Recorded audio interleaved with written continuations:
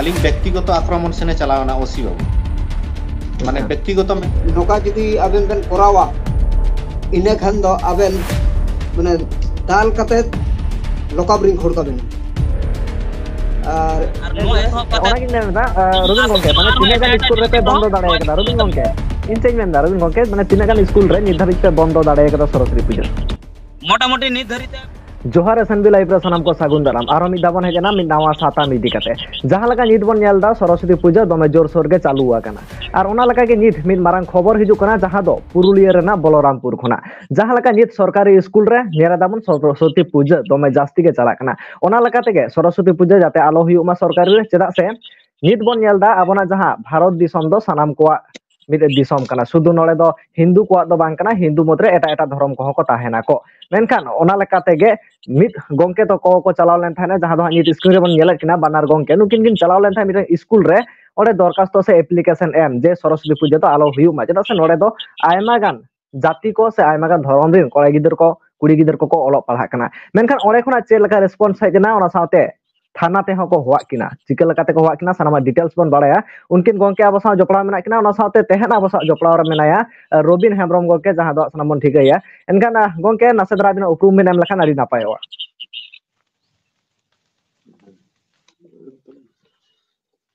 साराम को जोहार गे अलिंग दना पुरुलिया जिला सांतार समाज बांचा कमिटी पाटा खoj लिंग रोडे कना बलरामपुर ब्लॉक आदो আর মি গংকে দনা ইñো বলরামপুর রেনি কান গেইন আদো নোডে মিটেং সান্তার সাউতা বাঞ্চা কমিটি যা পুরুলিয়া খনা বেরেত রাকাব হুই কনা ওনা নিক পারগনা কনাই আদো ওনা লেকা থেকে ইনা তাইলন পারগনা মা ওনা নিক মাই কান গেয়া আর নকা ভারতীয় যুক্তিবাদী পাটা সে খনা হ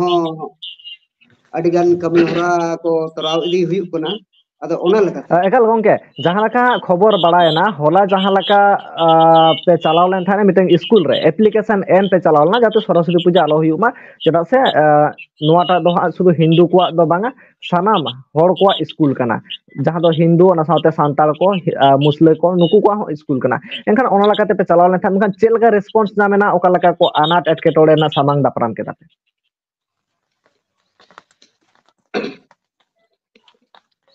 आले संतार समाज बांचा कम्युनिटी पाटा खन जखन सिद्धांत ले हताव किया जे स्कूल स्कूल सरस्वती पूजा हुई कना नवा दो मिटी संविधान रे आवतारे बाय पड़ा कना तावरे हो नवा को कमी अगुई कना माने संविधान विरुद्ध रे को कमी जहां ते धर्म निरपेक्ष दिसम कना जाना सलाम को गेबन बड़ा गया नवा दो मिटन भारत दिसम दो मिटन धर्म निरपेक्ष दिसम कना ओना लकाते के को चलाव लेना गंके ओना तायम मेन में इना तायम स्कूल ले सेटेरेना सेटर परे आले सताम जहां ले सपड़ा ले जे धर्म निरपेक्ष देश नोडे दो सनाम लेकाना गे आईन अनुयायी अब बन ताड़ाम हुई कान ताबोना एनखान स्कूल रे दो शिक्षा प्रतिष्ठा केंद्र कान ताबोना नोडे दो गिदरा को जाते बेस्ट शिक्षा को नाम सनाम लेकान जाति यानी गिदरा को ऑल पढ़ा कान ताबोना हां संताल खन दीपू खन एकोते मुस्ला को जतो रकम के मेसा के मेना को आदो नो दो नोडे जाते धार्मिक अनुष्ठान नवा दो मिक प्रकार ते मेनो धार्मिक अनुष्ठान के सरस्वती पूजा मेनते दो नवा दो स्कूल रे सदाई लाहा खन गे हुई कान रे हो नित हो हुई दी केना आदो उन दो सचेतन होयतो बांग को ताहे कना हर नित बन नेले कना आडी गान बेस बाड़ी सला गोटा कते बन नेले कना नवा दो बाड़ी हुई कना संविधान आईन पुरा मेना ओना लगी लॉ मेना आदो नवा इदी कते के नोटे उल्लेख कते आले ले चलावना 28 नंबर धारा रे जे सरकारी प्रतिष्ठान अथवा सरकारी प्राप्त एक बार जहां एप्लीकेशन हा को एम अकदा ओले ओना साथे रिसीव होको मका को ना एप्लीकेशन इन स्क्रीन देखावा मा गंके मेन में आदो ओना रिसीव साथे माने आले ओंडे स्कूल ले चलावना आदो मास्टर को सबत को आदो को पढ़ा नेल गया पढ़ाव कते तो को मेनदा आपे की नवा बंद पे हे कना नितो तो बांग्ला संभव दाड़े कना बंद दो बंदोया से बापे बंदोया आपे नवा को पे कमी केना नवा तिना टांग आपे बेस पे कमी केना नवा आले दोले बड़ा चपे आले जेतु गार्जियन हिसाब तोले हे केना किंबा आले संगठन खन ले हे केना सामाजिक हर कना ले आले नवा आले आपे बड़ा चपे आदो को लय केना आले होले बड़ा गया नवा दो जतो गे मेन खान लहा खन ले कोरा अगु कते कोरा अगु केना आदो ले मता खन चेता पे कोरा अगु केना नवा तो आईन बाहरे पे कराए कना आदो नित खन जाते नौका आलो हुयुक मा गिदरा को सठिक शिक्षा एमा को ताबन पे होय आर नवा को आईन अनुयायी जेहेतु शिक्षा प्रतिष्ठान कना ओका आईन ते चेत हुयुक बांग हुयुक नवा को गिदरा को ऑल पढ़ा सेणा को पे आपे दुनिया को कमी ताहे कना से दो बांग आपे नवा धर्म निये नवा स्कूल रे पे प्रचार कना नवा मिटी हिंदू धर्म रना मिटी ऑर्सोंग लेकन ई कना आर आपे नवा पे प्रचार कना आले गिदरा पिदरा चेत को मने नवा को जे स्कूल रे दो निया को के शिक्षा हुयुक कना ओना इदी कते नवा ले माहा को आदो एम परे दो किछुगान माचेत को कयेकटी स्कूल रे एम हुई लेना तुबो तीना गान स्कूल पे एम लेदा पुनिया स्कूल रे एमा ताहे एकाल आर इना तायम होला किछु किछु स्कूल रे दो प्रोग्राम चला कान ताहे निंगे ना फाइलेरिया रान इदी कते ओना हिसाब ते माचेत को जतो बाले नाम लेत कोते हैं आदो टाइम ओभारन तेने बांगले अटेम्प दाड़े ता जतो को मेनखान किछु माचेत दो थाना को कंप्लेन लगा आपे को नितुम जे आले को नितुम ते हैं जे नौका नौका सरस्वती पूजा बंदो लगी को हेज कना नवा संगठन खोजा आगाम आले चेतान रे जहाना बेबाड़ी हुई दाड़े से चेत नवा को आको को मेन दी के आदो थाना खोज बड़ो बाबू फोन के जे फोन करते तुलसीदास एवं हरियर सोरेन नंबर जहां ताहे कान ओना नंबर को फोन किया फोन करते को मेने कान आपनारा कोथाय आछेन आपनादेरके बड़ बाबू डेकेছে থানায় তাহলে ওনা কথা অনুযায়ী চেক ব্যাপার কানা उन दो को लाइकिया जे है नवा नवा स्कूल रे आपे जहां कागज पे खत्म पे इदी तो का ओना इदी कते जे गबलमरा लगी बड़ बाबू डाकाव का आदो ठीक गया नितो तो स्कूल रे मेना लिया ताले मी कटी परे ले चला कना ना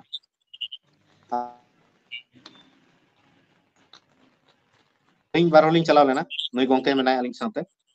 अलिंगे हां इन चलाव ना चलाव कते मिनिमम 1.5 घंटा को दुड़ुक के लिया नित हुजु दिनांग हुजु दुड़ुक पर अलिंग लिंग मेने कान ताहले जखन समय बानु तपेया बाहरे मेना किना एनखान तो अलिंग दो तेहन बांग एटा दिलिंग हिजुआ बांग बांग फोन ते को गालमारा कना जे थाकते दाओ हमरा आसी आदो हेज परे हेज नाकिन ओकोय हेज परे दो ओसी अच्छा जहां सला अलिंग गालमारा जहां हो अलिंग ताना माने ओसी ना बलरामपुर थाना रेन ओसी आदो उनी हेज कते अलिंग और जहां कंप्लेन कदिया को ओना कंप्लेन उदुगा लिया मेदा होय नवा को अबिन नवा दो चेत बिन एहब कदा मेंदाय अबिना दो नवा को दो आईन बांग कना स्कूल रे दो अबिन तो कोनो हस्तक्षेप ना कोनो अधिकार के बानु तबिना माने आपे जहां संगठन मेना ओना संगठन को तो कोनो आईन के बानुआ अली उनी गेली मेता हदिया नोटे अलिंगा जहां परिष्कार कते ले ऑल का जे स्कूल प्रतिष्ठान रे सरस्वती से देवी पूजा पार्वण बांग गानोआ नवा परिष्कार ऑल मेना आर जदि जहाना संविधान रे जहां धारा मेना ताहले आम लायलिंग में जे नवा रे ऑल मेना नवा गानो गया बांग मेने कना अडी दिन खन तबे नवा को करा आगु कना हितो कि संभव कना आदोय मेने कना जदि बांग संभव कान दो ओना दो आईन नेला आई शिक्षक कना शिक्षक चिकाते आई नवा कमी दाड़ेया नवा दो आया व्यक्तिगत व्यापार किंतु अलिंग तो नोडे दो चिट्ठी गेलिंग इदी कदिया चिट्ठी इदी पर दो ना अलिंग दो एटा किछु ते बालिंग ता कदिया नवा उनी पढ़ाव कते नेल कदा उनको तो नवा पढ़ाव कते नेल रेगे उनको तो विभ्रांत हो कना जे पाछे आले चेतान रे हस्तक्षेप हुई दाड़े आसे पुजो हिले नवा इदी कते गे जानी उनको कंप्लेन तो ताहे कना एनखान उनी ओसी अलिंग साला कटी बाड़ी के व्यवहार के ओकाल का बाड़ी के व्यवहार के बाड़ी व्यवहार मेनते दो अलिंग जहां लकालिंग सम्मान के दिया उनका तो अलिंग साला बाय सम्मान तो बाय रोड ले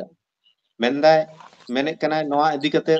आईने सिखाय लिंग ताहना मेंदाय नवा इदी कते कोर्ट मेना आरो चेतान चेतान उच्च अधिकारी मेना अदालत मेना ओंडे सेन कते अबिन तो अपील बिन ओंडे खन अदलिंग मिता नवा मेना ऑलरेडी लॉ बनाव मेना दो ताहले खाय तो अलिंग तो नोडे अलिंग स्कूल रिलिंग करावा लाहा नोडे लिंग नेला तारपरे तो अलिंग ओना लिंग नेला बांग मेदा अबिना तो कोनो अधिकार बानुआ नवा सब कराव ना दो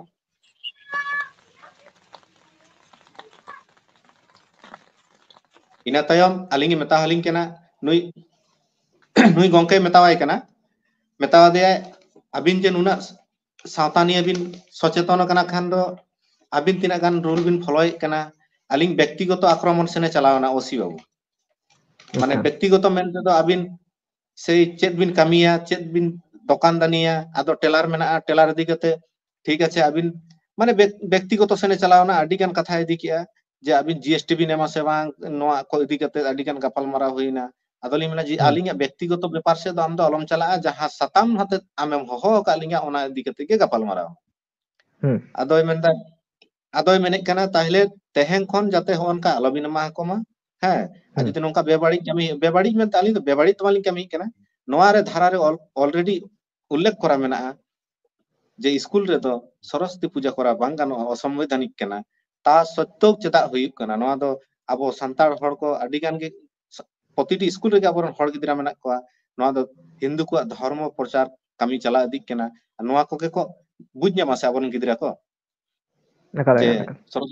सरस्वती पूजा दो अबो नेल अगुई कना बोन स्कूल रे गानो गया और नितो बोन बुझ न्यामे कना और जतो हड़ को बोन बड़ाया स्कूल रे दो बांग जिनिस बांग गानो कान जिनिस हो नोआ को करा अगुई कना एक बार गंके ओना बुझो केदा एनखान जहां लका हा ओसी सला बिन कथा ना ओसी जहां लका मेता बिना ओना तायो मा चेत को घटायना ओने चेत अबिन सला दाल तल को हुइना से चेल का घटना को घटायना दाल तल को तो बांग हुई कना गमके मेनखान ओने जे आलिnye धमक kat linya noka judi aben ben korawa ine khan do aben mane dal kate lokabring khod ka bena ar ine sumung do banga menda aben do chili huridas pol kana ben noa bondo lagit te school re noa application em lagit te adu dali da huridas pal do bang kana li alin samaj sebi hisab te lin he kana एनखान आदो चेत चेत चिकते आड़ा के बिनाय से चेत main कते आड़ा के बिनाय आड़ा दो इने को मेन नॉय मेन हीरोगिरी ते अलबेन उरगा मना हीरोगिरी को जतन रकब चाबा को कथा बेना ते चला बेन दो हीरोगिरी मेनते उनी दो न्याय मेने कना जाते नोआ को अलबिन कमिया नोंका अबिना दो नोआ दो दायित्व बांग कना अबिन नोंका ना अबिन कमी कना धर्म निये बिन राजनीति कना नोआ कथा मेन के बिना अदोली मता दे नोआ दो धर्म निये राजनीति कथा तो बांग कना सठिका गेलिंग मेनका अलिंग मेत मार्शल काको कनालिंग सनाम मास्टर को जाते नोआ जिनिस आलोपे करामा से तिना गान बेसक कना नो कमी करा कते निया इदी कते अदोय मेने कना नोंका जदि बिन कमिया निया तायम एनखाय दो मेनदे मेरे चामड़ा छाल तुले देबो माने होन कना लैंग्वेज व्यवहार का अर्थ दिए तारपरे चिका कना जुक्तिवादी समिति पाटा से ना कोएक्टी रिसीव कॉपी को कुल हुई लेना उन दो ओंडे खन कोलकाता खन चिली मधुसूदन बांग संतोष शर्मा से ओकय गंके ना उनी ओंडे खने फोनात कोआ उनी ओसी फोन आदिया उनी फोन काते उनी किछु कथा मेता का दे आदो उनी सेन तो खूब नॉर्मली तेगे रोड का जे इन तो उनकान कथा तो बाइन मेन का चेन हो बाड़ी दो नुकिन चेतान रे कोनो एक्शन दो बाइन हताव कदा एकल ओना दिगते कथा एनखान रविन गंके ठेन हिजुआ रविन गंके जहां लका नुकिन घटना किन लय केदा जहां लका दो आपे पे छुटो कना जे हो जहां लका धर्म निरपेक्ष दिसम कना धर्म निरपेक्ष दिसम रे नोआ स्कूल करे इदी कता आलो प्रचार प्रचार मा एनखान नोआ इदी कता जहां लका किन मेन केदा नुकिन चेता रे हुइना नाहाचार हा जहां लका दो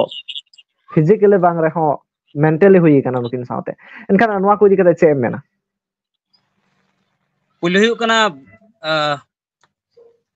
नुआ जहां उनकिन साथे हुईना नुआ दो उनको प्रशासन विरुद्ध रे तीव्र मिटन धिक्कारिंग बड़ा चुएत बना माने हिरका अड़ी सिंह सदर किया और दोसर दो हुई कना तिहिन जहां लेका विज्ञान मानसिकता और मुक्तमना से जुक्तिवादी जहां लड़ाई कना संवैधानिक जहां लड़ाई कना नुआ लड़ाई रे सालेद अकान हरियर सोरेन गंके जहां देसे Santali writer director lyricist rationalist and social activist उना साथे नेकादे बिमल हांसदा गंके जहां दो मित सोशल एक्टिविस्ट कनाय और संताड़ बांचाव कमिटी रे ओंडेनी संपादक कनाय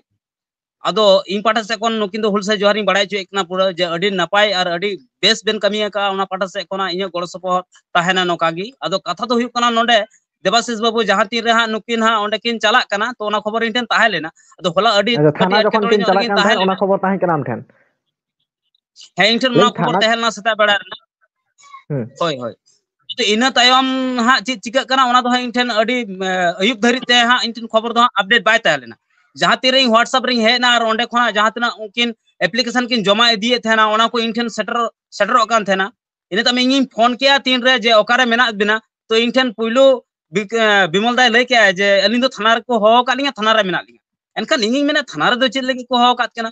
तो इन उनर माई बुझाव नाम का गया जे जहां हां रान किन कोटेया का ओना रान हां कमिए का तो इने ते मी सीधे विक्रम दास सामते रोपड़ कातेन इन चिंच के ओना को डॉक्यूमेंट्स जतो इन भारतीय विज्ञान जुक्तिवादी समिति मेन दो science and rationalist of India रिंग भेजाव किया एसोसिएशन रे हां science and rationalist association of India ओंडे हेड ऑफिस रिंग भेजाव किया संगे संग ओंडे खन अपडेट है गोयना जे चेत अवस्था रे मेना किना मिने नितो थाना रे मेना किना ने ठीक है जे थाना ना एनखान नंबर देन एनखान थाना ना नंबर जखन ओंडे भेजाव के हेड ऑफिस रे संगे संग ओंडे जहां सेंट्रल कमिटी रे को तहलना को एक्टिविटी रे को हे गोयना सामरे लय गाना ओंडे बाकुड़ा ब्रांच खन को जपड़ा को तहलेना हुगली मेदिनीपुर पुरुलिया साउते हुगली हावड़ा मुर्शिदाबाद निना रेन जहां तना उनको प्रेसिडेंट को तहलेना भारतीय विज्ञान जुक्तिवादी समिति रे जतो उनको ऑनलाइन रे को तहलना रोपड़ इने साउते उनी ओसी को फोन का दिया आईसी को फोन का दिया और उनी को मेता दे ओंडे नुकिन होड़ ओंडे आम अटक दोहर ना चित एम ते अटक दोहो कात किना मेंदे बांग उनकिन ओंडे किन मस्तानी कम दे चित हम मस्तानी बांग होई कना ओंडे एप्लीकेशन किन जमा को ओना वीडियो आले ले एमाम कना जखन ओंडे उनकिन जमा किन चलावना ओना वीडियो मेना ओंडे मिटन हो उनका कथा बनुआ उनकिन पाठा से कना जागी ओंडे एप्लीकेशन में होई कना संविधानिक लेकाते और ओना एप्लीकेशन रे हो संविधानिक बारिया धारा ओंडे उल्लेख मेना का मिटन दो कना आर्टिकल 28 तहा जहां तो सरकारी शिक्षा प्रतिष्ठान रे आम जहां मित एकक धर्म रेना पूजा अर्चना से बुंगा बुरु बाम दाड़े आ नोआ दोसार दो नोआ हुई कना article 51 A close of H रे जहां विज्ञान मनुष्य को तो प्रचार प्रसार ना दायभार सरकारी पदाधिकारी को साथे मचेत को साथे जनसाधारण अंगीभार कना नोआ बनार ओंडे उल्लेख मेना तो एनका नि ओंडे ओना लैया बांग बांग उनका तो चित की बन चिका कात केना उनका चित की बांग हुई कना अदे एनखान ओना खबर नितो हा हिजु कना तिहिन धरि ते हा एक्शन हाता हुआ उनको प्रशासन विरुद्ध रे हो और उनको जहां टीचर जहां को कंप्लेन ले हंडे नुको तो नोआ बतर तो कंप्लेन किया जदी तारा जहां हुई खना हेसे मेनखान उनका ना चित हा ओना बाय उनी कंप्लेन काय ओना एप्लीकेशन ये कतेन रिसीव कतेन तो उनी चितान रे आले एक्शन हाता रना जतो आ नितो कमी होरा सपड़ा ठीक कना एकाल रबिन गोंगे बुझाव केदा नोडे ओना साथे जहां लेका नोडे पे कुरुमुटु केदा जहां तना सरकारी स्कूल करे सरस्वती पूजा हुयु कना से हिंदू कोरेना जहां बोंगा बुरु को हुयु कना एनखान नोवा को जाते ते आलो हुयु मा एनखान आयमा दिन खना पे कामी कना एनखान तिना गान स्कूल रे पे सक्सेस कना एकाल नो द बाकुड़ा रे पुइलु एते होब लेना बाकुड़ा खना ओंडे खन गी नेल कातेन ओंडे खन गी सचेत हता हुई कना जे आर एटा एटा जगह रे करा हुयुआ नित धरिते मोटामोटी हुगली मुर्शिदाबाद मालदा ओना करे अडिगान स्कूल रे कॉलेज रे हता हुई कना एक्शन और कमिया कना सक्सेस हुई कना नोडे बाकी तहलेना जहां तो अडी सरहा इन चाला किना अब हडियर सोरेन और बिमल हांसदा गोंके तकिन जे ओंडे ओनाकिन एतोहब का और नो एतोहब का ओनाकिन मेनदा रबिन गोंके माने तिना गान स्कूल रे पे बंद दाड़े कदा रबिन गोंके इन चेंज मेनदा रबिन गोंके माने तिना गान स्कूल रे निर्धारित पे बंद दाड़े कदा सरस्वती पूजा मोटामोटी निर्धारित इन ठे जहां हां अपडेट मेना का मोटामोटी 15-16 टी 15-16 टी पे एनखान तायम दाराम चेत 15-16 टी आ नोडा पुनिया साब कते नित गुतांग लय गनो जे बारगेल गोटांग स्कूल रे नोआ बंदरना कमी होरा साब हुई कना निर्धारित एकाल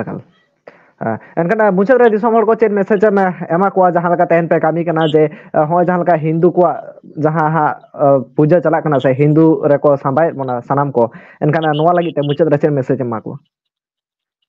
जहां तना सचेतीय होड़ मेना बुना जहां तना विज्ञान से साणेस उयर हुदिसान होड़ मेना को जतोटे इन अरदास ने होड़ है उनको होठे आरो जस्ती कते अरदासो जहां अबो सांताड़ माचेत मेना बुना नुको संविधान बो बड़ाय गया आर्टिकल 20 रे चित ओला कना ओना साउते जहां पठुआ जुवन कोड़ा कोड़ी को मेना कात को नुको ठन इन अरदास ने होड़ साउते ओंडेरेन जहां जहां स्कूल नोआ करे मेना का ओना स्कूल रेन गार्जियन को नुको मिता पे कना जे आर्टिकल 28 लेकाते मेना जहां सरकारी स्कूल रे नोकाना बोंगा बुरु से जहां धर्म बोंगा बुरु बाय गानो आ नो विरोध ताबुन पे आले गोड़ सबत रे मेना लिया ᱟᱭᱢᱟ ᱥᱟᱨᱦᱟᱣ ᱛᱮᱦᱮᱧ ᱵᱚᱱ ᱧᱟᱢ ᱞᱮᱫ ᱠᱤᱱᱟ ᱡᱟᱦᱟᱸ ᱫᱚ ᱦᱟᱸᱜ ᱨᱚᱵᱤᱱ ᱜᱚᱝᱠᱮ ᱛᱟᱹᱠᱤᱱ ᱚᱱᱟ ᱥᱟᱶᱛᱮ ᱱᱚᱰᱮ ᱟᱨᱦᱚᱸ ᱵᱟᱨᱭᱟ ᱜᱚᱝᱠᱮ ᱛᱟᱹᱠᱤᱱ ᱵᱚᱱ ᱧᱟᱢ ᱞᱮᱫ ᱠᱤᱱᱟ ᱡᱟᱦᱟᱸ ᱫᱚ ᱱᱤᱛ ᱧᱮᱞᱚᱜ ᱠᱟᱱᱟ ᱥᱚᱨᱚᱥᱚᱛᱤ ᱯᱩᱡᱟᱹ ᱚᱱᱟ ᱥᱟᱶᱛᱮ ᱡᱟᱦᱟᱸ ᱞᱮᱠᱟ ᱱᱚᱣᱟ ᱵᱷᱟᱨᱚᱛ ᱫᱤᱥᱚᱢ ᱨᱮ ᱡᱟᱦᱟᱸ ᱢᱤᱫᱴᱟᱝ ᱫᱷᱚᱨᱚᱢ ᱤᱫᱤ ᱠᱟᱛᱮᱫ ᱵᱟᱢ ᱨᱟᱡᱽᱱᱤᱛᱤ ᱫᱟᱲᱮᱭᱟᱜᱼᱟ ᱥᱮ ᱡᱟᱦᱟᱸ ᱞᱮᱠᱟ ᱤᱥᱠᱩᱞ ᱠᱚᱨᱮ ᱡᱮ ᱠᱳᱱᱳ ᱢᱤᱫᱴᱟᱝ ᱫᱷᱚᱨᱚᱢ ᱤᱫᱤ ᱠᱟᱛᱮᱫ ᱵᱟᱢ ᱯᱨᱚᱪᱟᱨ ᱯᱨᱚᱪᱟᱨ ᱫᱟᱲᱮᱭᱟᱜᱼᱟ ᱮᱱᱠᱷᱟᱱ ᱱᱚᱣᱟ ᱠᱚ ᱯᱨᱚᱪᱟᱨ ᱯᱨᱚᱪᱟᱨᱚᱜ ᱠᱟᱱᱟ ᱡᱟᱹᱥᱛᱤ ᱠᱟᱛᱮ ᱱᱚᱣᱟ ᱠᱚᱨᱮᱱᱟᱜ ᱠᱚ ᱵᱤᱨᱳধᱮᱜᱼᱟ ᱠᱚ ᱟᱨ ᱛᱮᱦᱮᱧ ᱠᱚ ᱟᱥ ᱮᱫᱟ ᱠᱚ ᱡᱮ ᱱᱚᱣᱟ ᱠᱚ ᱡᱟᱹᱥᱛᱤ ᱠᱷᱚᱱᱟᱜ ᱡᱟᱹᱥᱛᱤ ᱟᱞᱚ ᱦᱤᱡᱩᱜ ᱢᱟ ᱱᱚᱣᱟ ᱠᱚ ᱢᱮᱴᱟᱜ ᱢᱟ ᱚᱱᱟ ᱞᱟᱹᱜᱤᱫ ᱛᱮ ᱟᱭᱢᱟ ᱥᱟᱨᱦᱟᱣ ᱪᱟᱞᱟᱜ ᱠᱟᱱᱟ ᱨᱚᱵᱤᱱ ᱜᱚᱝᱠᱮ ᱛᱟᱹᱠᱤᱱ ᱚᱱᱟ ᱥᱟᱶᱛᱮ ᱱᱩᱠᱤᱱ ᱵᱟᱨᱭᱟ ᱜᱚᱝᱠᱮ ᱟᱵᱚ ᱥᱟᱶᱛᱮ ᱡᱚᱯᱲᱟᱣ ᱠᱤᱱ ᱛᱟᱦᱮᱸ ᱠᱟᱱᱟ ᱟᱭᱢᱟ ᱥᱟᱨᱦᱟᱣ ᱱᱚᱣᱟ ᱠᱚ ᱤᱫᱤ ᱠᱟᱛᱮ ᱟᱯᱮ ᱠᱚᱣᱟᱜ ᱪᱮᱫ ᱫᱤᱥ ᱦᱩᱫᱤᱥ ᱪᱮᱫ ᱫᱤᱥ ᱩᱭᱦᱟᱹᱨ ᱠᱚ ᱚᱱᱟ ᱠᱚ ᱠᱚᱢᱮᱱᱴ ᱛᱟᱞᱟᱛᱮ ᱥᱚᱫᱚᱨ ᱛᱟᱵᱚᱱ ᱯᱮ ᱟᱨ ᱵᱟᱨᱮᱫ ᱱᱚᱣᱟᱜᱤᱧ ᱢᱮᱛᱟ ᱵᱚᱱᱟ ᱥᱮ ᱫᱚᱨশক ᱟᱞᱚᱯᱮ ᱛᱟᱦᱮᱱ ᱛᱟᱵᱚᱱ ᱯᱮ ᱚᱱᱟ ᱥᱟᱶᱛᱮ ᱟᱣᱟᱡ ᱨᱟᱠᱟᱵ ᱛᱟᱵᱚᱱ ᱯᱮ ᱢᱟ ᱮᱱᱠᱷᱟᱱ ᱢᱩᱪᱟᱹᱫ ᱨᱮ ᱥᱟᱱᱟᱢ ᱠᱚᱜᱮ ᱥᱟᱹᱜᱩᱱ ᱡᱚᱦᱟᱨ